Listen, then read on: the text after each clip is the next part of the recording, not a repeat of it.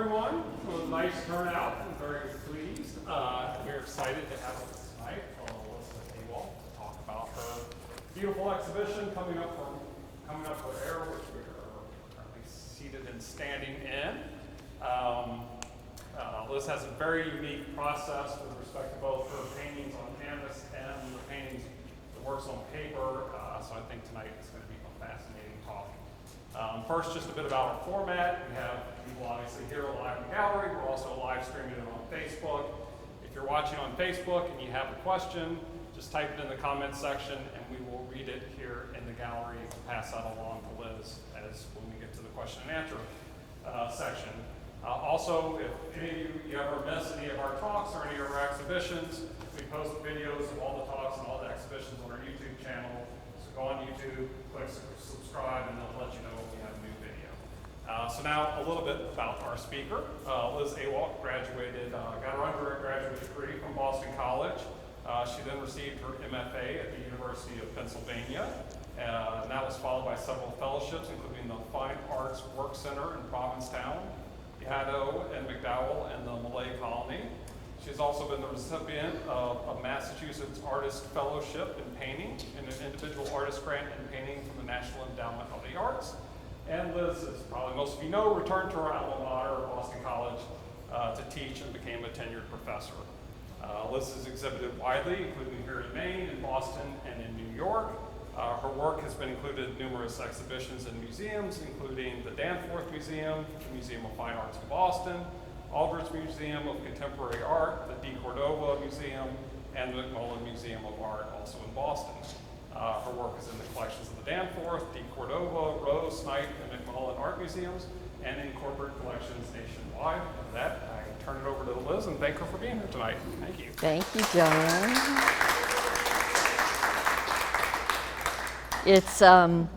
It's very nice to have you all, and thank you all for coming, and particularly Kelly and John for inviting me to exhibit here, which is about the most extraordinary space I think I've ever exhibited in, and I feel so grateful to have all of this space to show the work. You know, the work often needs a lot of space, and sometimes you don't get that when you have a show. And so I'm really, really happy and grateful for that. So thank you so much. And for all of you guys who have come from different places, some I know and some I don't, and some I hope I'll get to know better.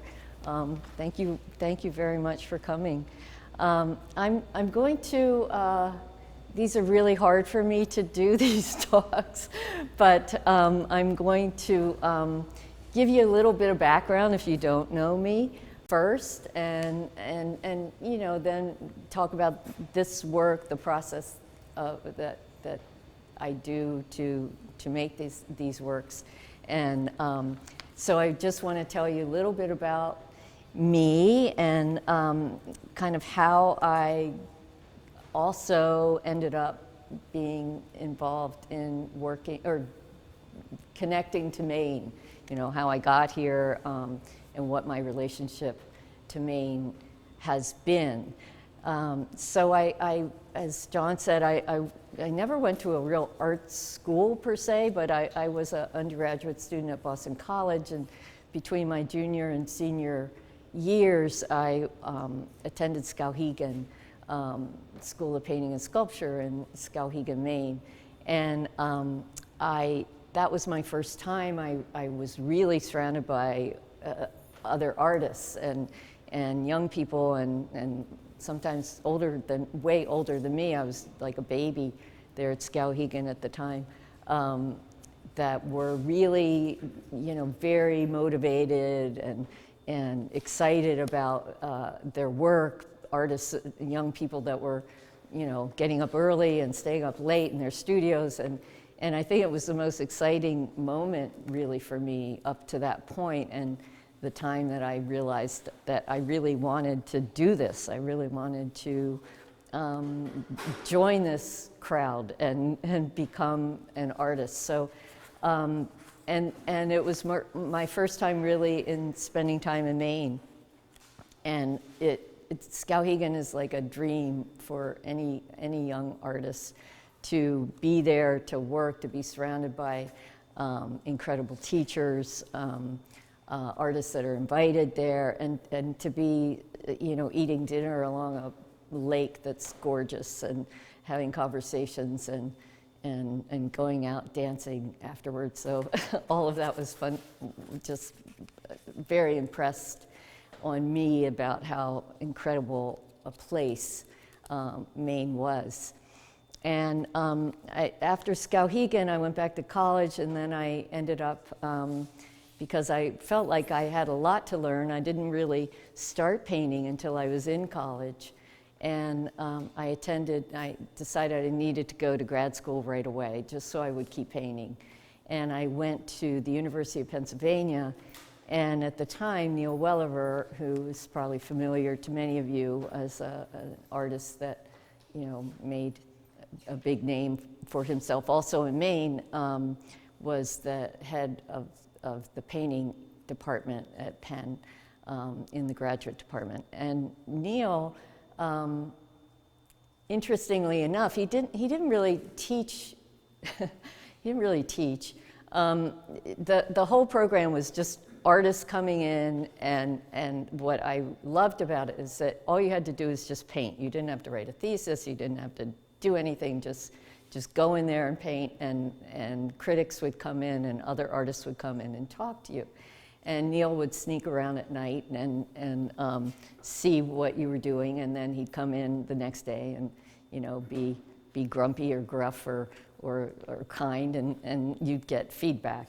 But many of the artists that he invited were also friends of his, and were artists that were landscape painters, or at the time, observational landscape painting was very big time, and artists were showing in New York, and it was a very important time for that. And so at the time there at Penn, Rudy Burkhart was there as a regular teacher, the wonderful photographer and filmmaker, Yvonne Jacquette, the painter, who also, and both Rudy and Yvonne have a home here in Maine as well as New York, and Alex Katz, and just Susan Shatter, all these wonderful artists that were working outdoors very often, making paintings in the landscape. And I started to try that, and really fell in love with that process of gathering up my stuff and hiking around and being outside painting. So that was impressed upon me, that kind of practice. And I eventually returned, not too long after, returned to Maine to find places that I wanted to spend time in the summers, because I was teaching, I had summers off, and where I could paint. Eventually I ended up, a friend of mine was just here that had introduced me to Swan's Island, where I now have a home and have been there on and off mostly on in the summers for 36 years, which is kind of hilariously astounding to me, but we had started renting on Swan. Swan's is off of Acadian National Park. It's a gorgeous island that is very simple and has very few amenities other than a tiny store and pancake breakfasts. But what it does offer is the most extraordinary landscape, and landscape that's like Acadia but without people crawling around. So I found that I could go anywhere on the island. I could gather up my stuff and just wander just about anywhere and paint. And at the time I was renting homes, and I eventually we bought a house, my husband John and I, and right on the water, simple little house. And I continued to just work outside through fog and crummy weather and beautiful weather.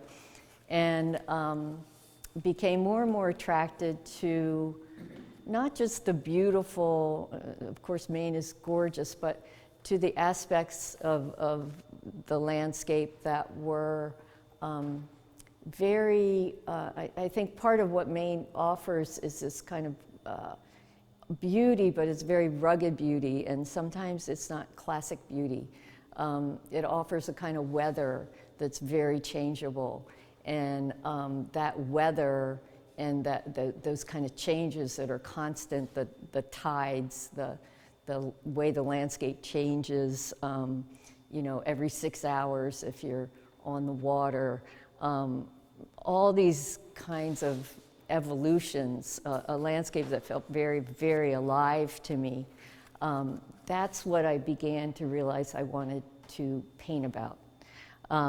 It was less about, and as time has gone on, it's become less and less about painting outdoors per se, and more about painting that kind of time and space that you discover when you're out in nature that really changes. I find that I get very interested and excited about times of day, periods of twilight or sunrise, dawn, dusk, also periods of tidal changes, all these kinds of things that evolve over periods of time. And I've realized that has, in the essence of things, has become my subject matter. The other thing I have realized is that, these kind of talks and preparing for them helps of course, you know, helps me to put my thoughts together. But because I've struggled a lot in defining myself recently, in artist statements and applications, you know, who am I as a painter? What do you do? And I don't feel like I can quite call myself a plein air landscape painter anymore.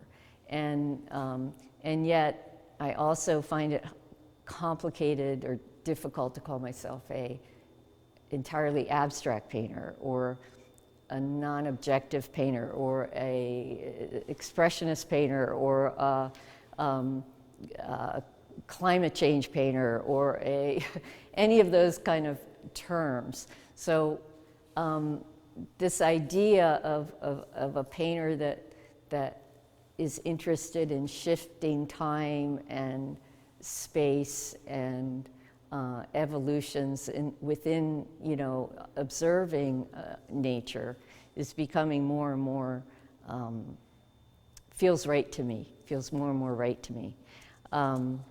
But the other part of that, because I began very much as a plein air painter, is that I always want to start when delving into a subject. I want to start from really getting to know it, and getting to know it often for me means starting to draw, really getting to know the place, sitting on a rock or you know, at the edge of the tide, getting wet, feeling what it feels like in that day, if the water's cold or not cold, if the sun is out and warming me, but also just drawing those places, and that starts to become my, the beginning point for any work that I do.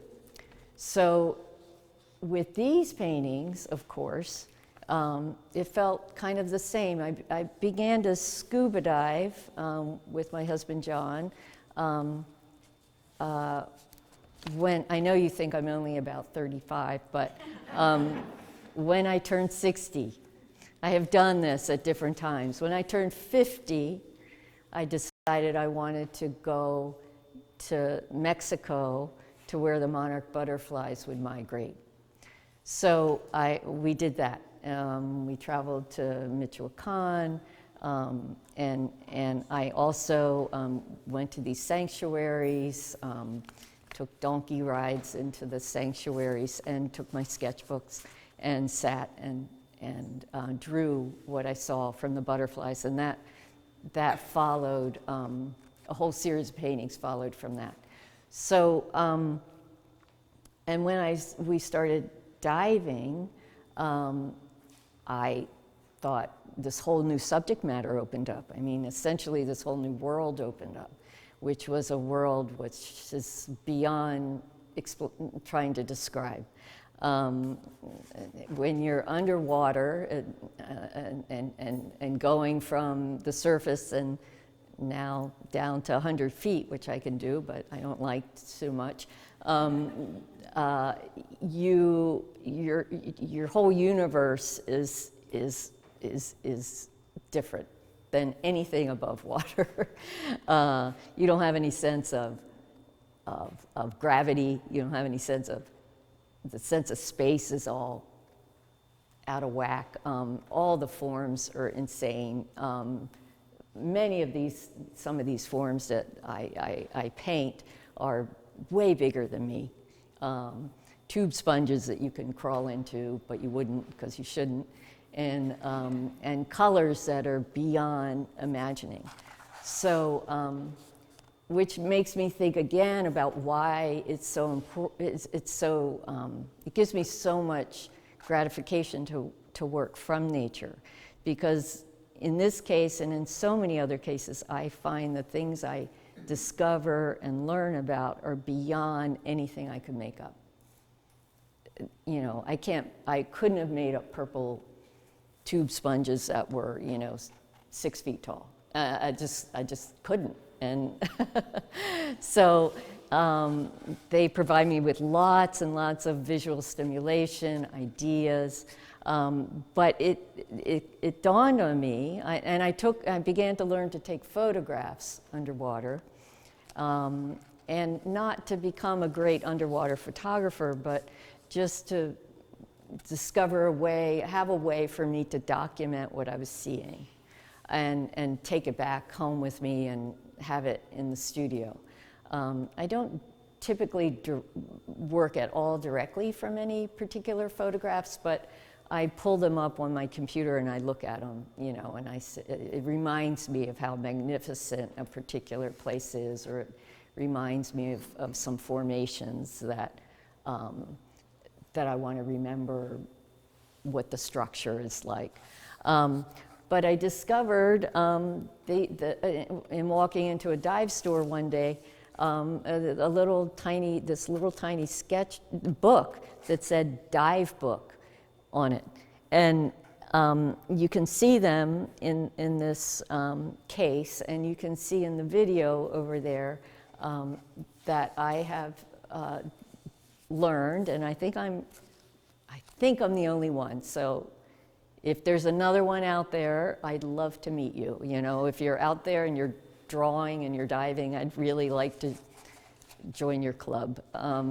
But I take these sketchbooks, and as we dive, I draw, and it's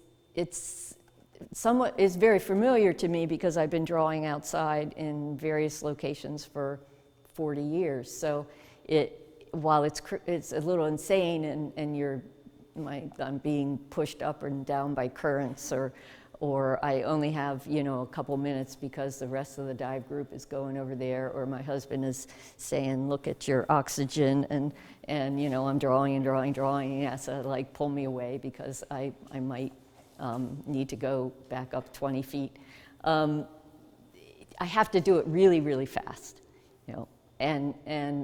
but it gives me so much information to be in that place at that moment.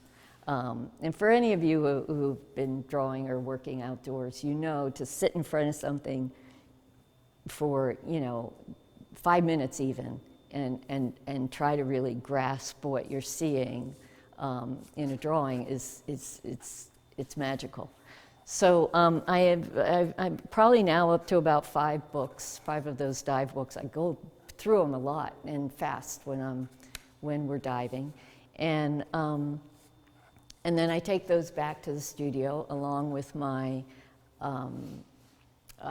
photographs. And sometimes after we've been diving, I'll we'll come back to shore and we have some time to just hang out, I'll do a really quick watercolor or two, just from my memory to say, okay, I remember this light doing this, or I remember these forms like that. That's become a practice for me. Of course, I can't do it every day. We didn't do it for 2 years during COVID, and I know I'll just continue to do this. For any of you who ever want to learn how to scuba dive, you should do it. It's amazing, and the fabulous thing about it is you can be old and do it. We met an 81-year-old woman doing her 600th dive on our last trip. So it's a really, really fabulous thing to do. In addition, you learn a lot about what's going on in nature, in the reefs. Of course, the destruction of the reefs are apparent in many places where we've gone. Not so many, because I tend to go to places that are fairly preserved. But you can very easily see whole areas of destroyed staghorn coral or elkhorn coral that are just clearly not alive anymore. So coupled with the fact that it's just a magical and extraordinary experience, and one that's visually about as stimulating as I've ever seen, there is an element of what's going on in the environment in this place, which also seems like, as a painter of nature, I have to deal with.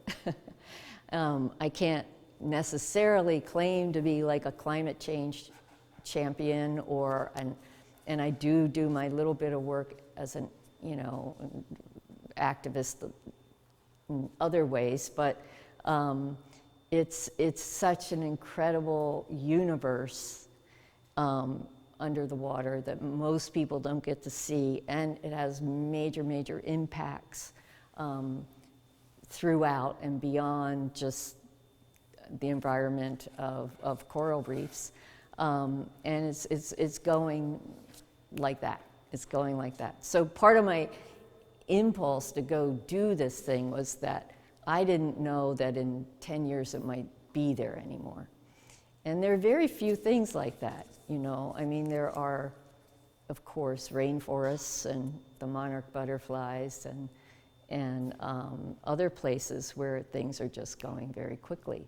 So I think as a landscape painter these days, it really is an important, it's an important issue to at least try to find or address in some way that feels authentic to the artist.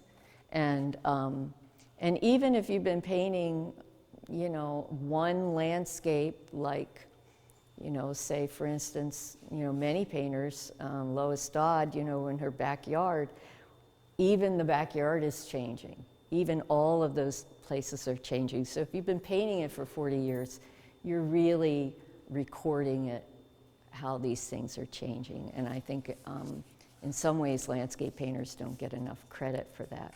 They're almost like citizen scientists in that way, in really, having all this material to show.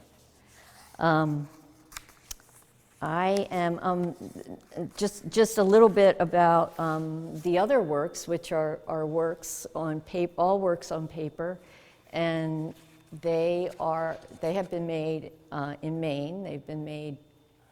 I live on the coast and on this island, and the water is there. These fabulous hunks of seaweed are brought up with the tide. And I started there because I have multiple fabulous tide pools in front of my house. I started painting the tide pools at very, very low tide. In addition to that, I just started collecting seaweed. I just started thinking, this is a beautiful material.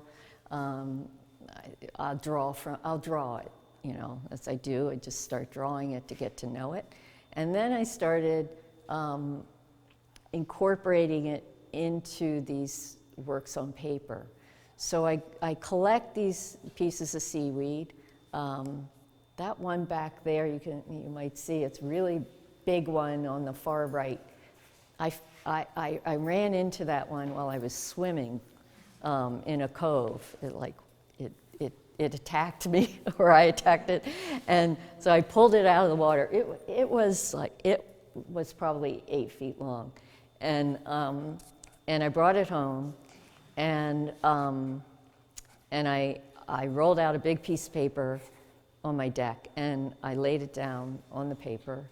And then, as I've done with all these pieces, I start just spraying the paper with liquid ink and acrylic and spray bottles. I just take spray bottles and create colors that I want to use, and leave the seaweed on the paper for maybe 24 hours, and all these puddles of paint develop.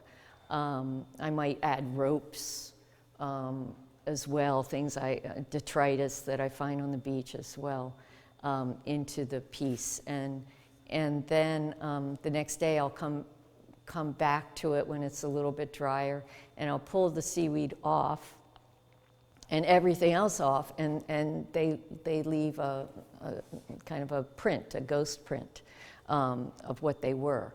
And with the seaweed, it has such an incredible, it's called alginate, right? Celeste is our other seaweed expert here. And alginate, and it's it's like a very gluey substance. It repels water, and and sometimes the seaweed will stick to the paper, but what happens is these watery colors get underneath of it, and once I pull it off, all kinds of things are there, forms, patterns, textures that I wouldn't have anticipated.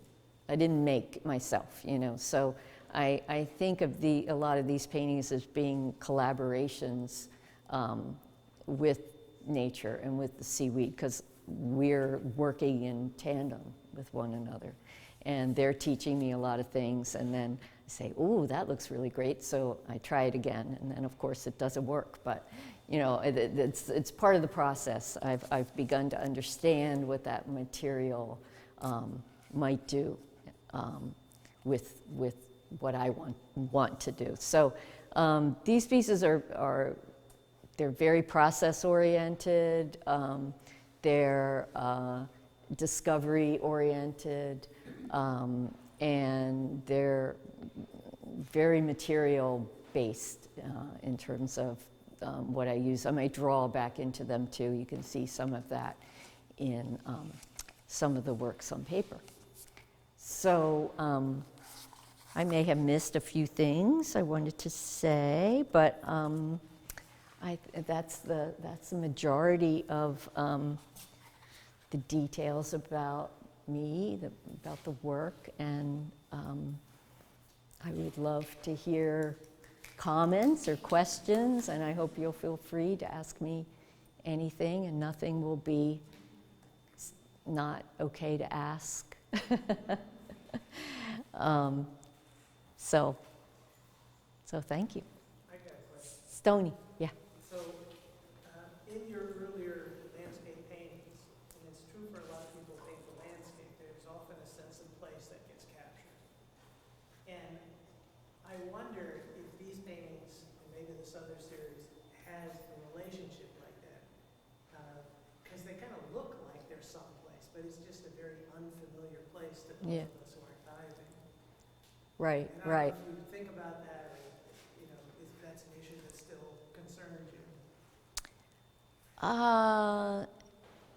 Yes, it is. It does concern me. It is important to me. These paintings are. There's so much about the what I'm experiencing and seeing underwater that's so multi-sensory, and it's also, and I'm constantly, and we're constantly moving. I mean, if I'm not moving, the fish are moving, you know, the sea fans are like giant and they're moving, and there's no sense of, nothing stable, you know, everything is in, it's like a dance almost underwater. And the light is moving, like, it's just like it's really captured probably best on film than in any other way. And just to say, John, my husband John, very kindly will film me as I'm doing this, because I want some record. But some of the films are so helpful to me when I go to paint as well, because I have to be reminded of what that's all about, you know. Nothing is stable.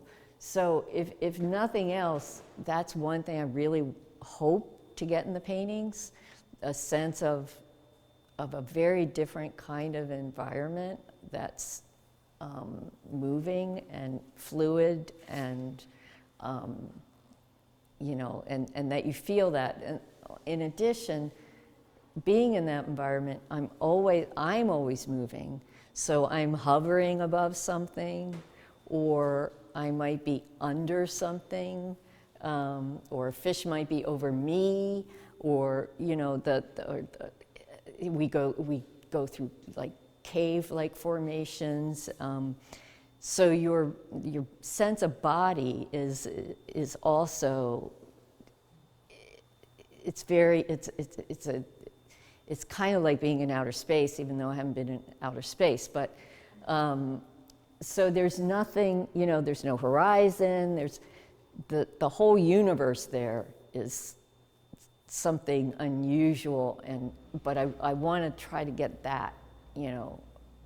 And when I do my photographs, I try to like literally like get underneath of like coral formations, so that I can feel what it's like to be in it and underneath it. Yeah, I've pretty much been diving in the Caribbean, and that's one sort of place, and I'm sure there are many other kinds of places that might have very different kinds of qualities to them. But yeah, thank you for that question. Where do you do your diving? Where do I dive? Where do you dive? Yeah. We go to Little Cayman Island often, because it's gorgeous, and the reef is in really good condition, and the dive masters are extraordinary. I mean, they're so they've been doing this for 30, 40 years themselves, and they're so smart, and they you know, before we even go on a dive, he brings all the books out on the boat and shows us all the fish and the formations and what we're going to see. It's like having a little science, you know, a little class. And so I really like to go there. Been to other places, Belize, but even I know in the time that I've been to Belize, the reef it's not as protected, and it's not as healthy. So, you know, I hope to keep doing it a lot, so try different places.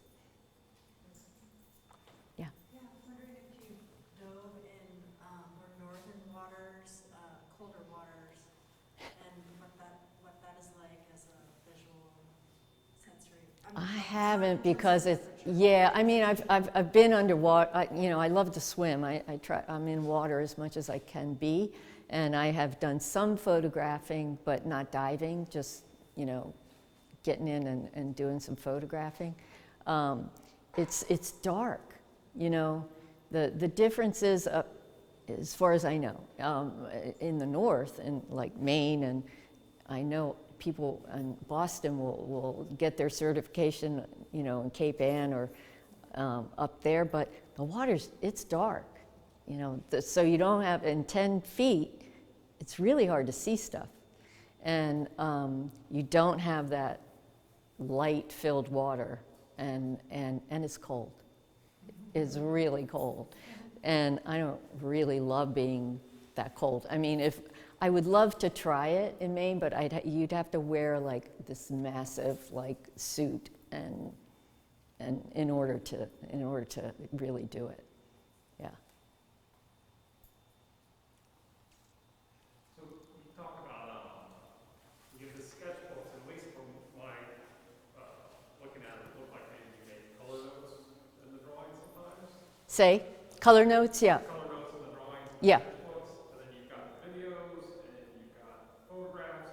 So how much of the colors coming directly out of those sources versus memory? How much artistic license are you taking with sort of the colors when you put together the composition of the painting? Yeah. Just like really trying to capture what you saw. Yeah, yeah. That's really hard. The other thing about this experience that is that when you're diving and when you're underwater, in the first like 10 feet, maybe 20 feet, you get a lot of light. So you can see with your own eyes a lot of the color. But as you start to go down, your eyes can't see because you're losing light, so your eyes can't see reds and pinks and warm colors, and everything just starts to look blue and green. And my experience in doing this is thinking, God, the reef doesn't look so good. You know, it starts to look browner the deeper you go. So a lot of people say, oh, I can dive to 100 feet. But when you're at 100 feet, it's really dark. It's getting dark down there. And so divers have flashlights. And we've done some night diving too, which is quite interesting. And I also you have to have lights on a camera in order to get any kind of decent pictures. And I don't have anything fancy, but I have learned that when I take a photograph, I can take something like from here to right here, and if I'm right on top of it and the lights hit it, I don't see all of that color until I take the photograph, and then I see it like in a second, and then it's gone from my camera. It's just on. So I will literally be like on top of something. It looks kind of orange, or there's a little bit of red in it, and I'm like looking at it, and then if I put my flashlight up to it or the camera and they flash, it's purple and orange and every imaginable color, and literally I'm always like, oh, and I've got my mask on and I've got the thing in here, but it's amazing. It's amazing. So that color thing, I do take notes when you might see some in these books, or I have a catalog, and I hope you'll all take one. But I do make notes in there because I like orange, purple, black. It's never black. It's like, some kind of fabulous Prussian blue. And I take those notes so that I'll try to remember. Because even the photographs I take, I don't have as fancy a camera as real professional divers and photographers do. So the very first thing up close has a lot of color in it, and everything else back there is just blue, blue, blue. So I invented a lot. That question's answered. I invented from as much of my kind of remembering of that place is. And then it also kind of doesn't matter, but you think, people are going to think I just made all of that up, but it's not all made up by any means. Another question. Wondering, has this experience, how many years have you been doing it? I've only for 6 years, and 2 of those were COVID, so like 4 years. So I was wondering, has your experience doing that played into how you experience visually or in other ways seeing and experiencing visually on land? Land is a little disappointing after after coming up from a dive. I think this is not that interesting up here. I think more importantly, it has helped me with color in my paintings, because it has just given me so much new. It's like, okay, this is this whole other world, you know, and this is the color of this world, so what the heck, you know, you can use that color in just about any place. So I feel like I've gotten more adventurous as a colorist in my work, and because really I love the Maine woods, but you know, there's so much green and brown, and you know, but the greatest painters, you know, like the French painters and all the great painters, they just made it up anyway and invented their own color vocabulary. I was always a little bit more leery of doing that, but now I feel a lot freer about it. Thank you. I see a lot of de-cooning in your work. Oh, well, thank you. What other, and if he also was an influence when you're coloring, I know you're looking, so you're trying to not replicate, but to interpret what you're saying. But I would imagine that you own plenty of art books and look at those. I do. I go see art as much as I can. I go to as many shows as I can see, and I love all kinds of work. I particularly love expressionist abstraction. You know, I love de Kooning. I love Joan Mitchell. You know, I just saw an amazing show of hers, and just, oh, geez. You know, I really, in many ways, keep thinking, damn, I'd rather be a painter like that. But, you know, that I'm moving toward it maybe when I'm 80, you know, I'll get there. But yeah, I'm very influenced by work from that generation, that period. The 40s to 60s. Yeah, and now, you know, I mean, I know you've probably all seen the Catherine Bradford show, but like, oh my God, you know, what a colorist. I mean, you can't beat it, you know, what she has managed to do. So I love all kinds of work for different reasons, probably less, you know, really minimal work is not always my great love, but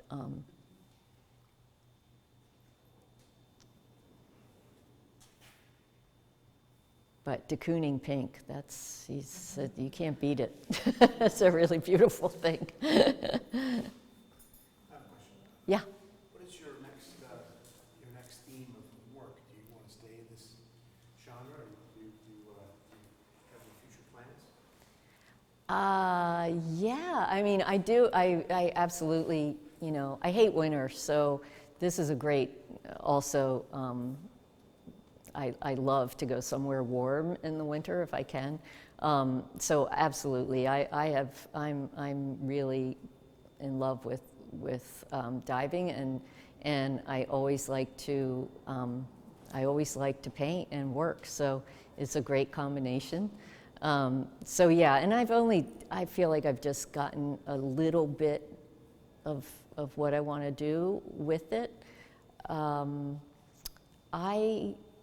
I never quite know, but I have lots of places. As we live on Swans in the summer, and I am blown away by waking up in the morning and seeing the light on the water like every day. And I've tried to paint that for 40 years, and I still don't feel like I've gotten it. So, you know, you can never, like, something new doesn't have to be new. It could be something you've been looking at and trying for many, many years, and it's always a challenge and always fun to try to get it. Another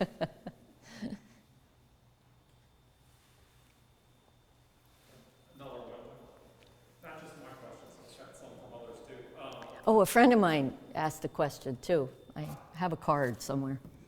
Oh, I hope you can find it. But go ahead, John. Yeah. Yeah, so I was just going to sort of ask you sort of a question if you could talk a bit about sense of place between the two different series in this show, the works on paper versus paintings on canvas, and sort of obviously partly it's going to be informed by the difference in the process you use, different materials, but the works on paper, your main palette seems a little more muted, rough and rugged, Mm-hmm. and so versus the brighter color, Mm-hmm. the tropics and that sort of thing. So can you talk a bit about the sense of place in your work and sort of between these two bodies? Yeah, well, that's it's clear. These are very, very different kinds of, like, certainly palettes from this series of work to that series of work.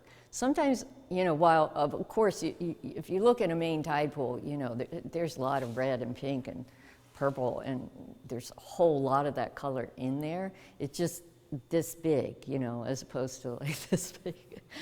But Maine for me always feels like it's about dark and light, and kind of these big extremes too. And color-wise, while there's obviously gorgeous color there, I just think, at least for me, what I see on the island all the time are these big dark trees and the fabulous, beautiful light of the water.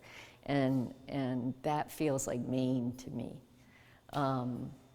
And so I think and I certainly took loads of liberties, and these paintings didn't come necessarily from looking at specific things, except in some cases the blue of the water, obviously.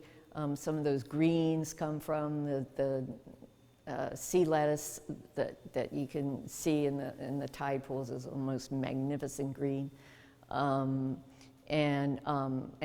even some of the more earthy colors, the browns and the sort of olivey greens, they do come from kelp, colors of kelp, and so those color relationships I do respond to what I'm observing and what that place holds.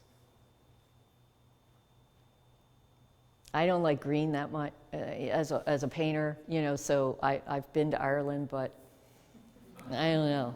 And some people can really do great stuff with green, but it's not my place.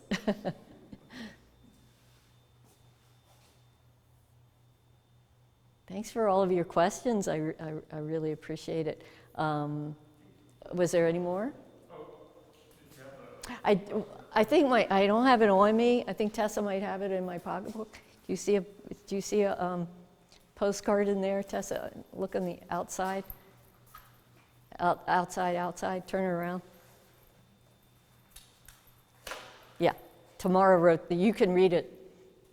On your oil/canvas pieces, how often do you rework a piece, and how do you know when it's done? John, do you want to answer?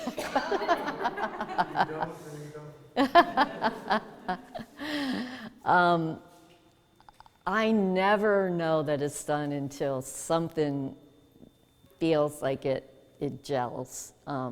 But I have, like that painting, for instance, that painting used to be a horizontal painting, and I showed it first as in horizontal format, and then I got it back, which is dangerous. And I looked at it some more, and this happens to me even if I have work up in my house. I look at and I'm like, oh God, I got to change that, and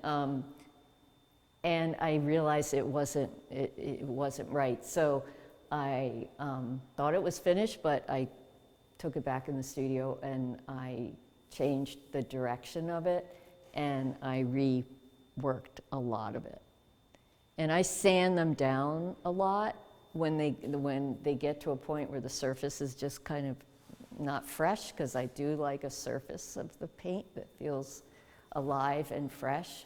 And I do like to keep some of the underpainting or drawing in the work. So if I've gone too far, I scrape a lot off and I sand it down. Sometimes I know that I've gone too far. They start to look dead, you know, they've lost the light, the color starts to look like it doesn't have life in it anymore. And so then I just go at it. But you know, I can walk out of the studio and think, oh, that was fabulous, and I am just the most amazing artist. And I just really did the best painting I've ever done in my life. And then I walk back in the next day and think, oh my God, it's horrible. So I think, you know, artists are probably the worst judges of their own work sometimes. And I wish sometimes I had just left it alone, but it's a bit of a compulsion. I have a very good friend who always says, I'm stealing that one, I'm taking it away from you. And she does it, and so I keep working on it. Yes? Elizabeth, have you ever had the pleasure of sharing your artwork and technique with children, and how have they responded to your work? Tessa was one of my kids there. Tessa, my grown-up child. I have worked with kids. I worked with my own kids a lot, and I had 3, so we did a lot of projects. But this particular work, no, I haven't done that. But I enjoy working with kids and I enjoy teaching. I don't teach in college like I used to, but I do teach adults, and I love teaching people that have never painted before, because I like starting with people just being as free as they can be. And kids are, of course, always free. You know, they're remarkable. And I did actually work on the island with a group of kids. We did seaweed prints, which I brought in a lot of seaweed, and they just painted it with acrylic paint, and we did printmaking with that, which is kind of what I'm doing in these paintings. Yeah. Thank you. Yeah. I had a question. The Caribbean painting is more recent than the painting of the landscape at Swans and the seaweed paintings. So after you had the experience of the light and the color in the Caribbean, when you came back to Maine the following summer, did it change how you approached painting there? Well, actually, that's not quite the way it's gone. Like, I've gone back and forth I've probably done like 6 or 8 dives in the last 6 years. And every summer I come back to Maine. So this painting, I think, is from 2017, whereas actually one of my 2 recent paintings are not in this show, but they have them if you want to see them. But that's a very recent painting too. It's 2022. So there are, as are both of these smaller ones, I think. So there are there's a variety of work from the diving series that has spanned a bunch of years, and the main these paintings here are probably 2 summers of work, and they are very because they're experimental, and in the moment a bunch of them don't work. You know, I kill them. I do too much. So there are others that I've made, but they're just not very good. So they all inform each other. It is a hard. The transition is hard. Of course, you know, to go from, what happens is I'm in this fabulous place and then I go home and it's March, you know, and that's a real bummer. So, so what I do is just hold myself up in my studio and I make these paintings through March and February and March, and then I'm, you know, as long as I don't have to go outside, I'm good. Painting, I hate.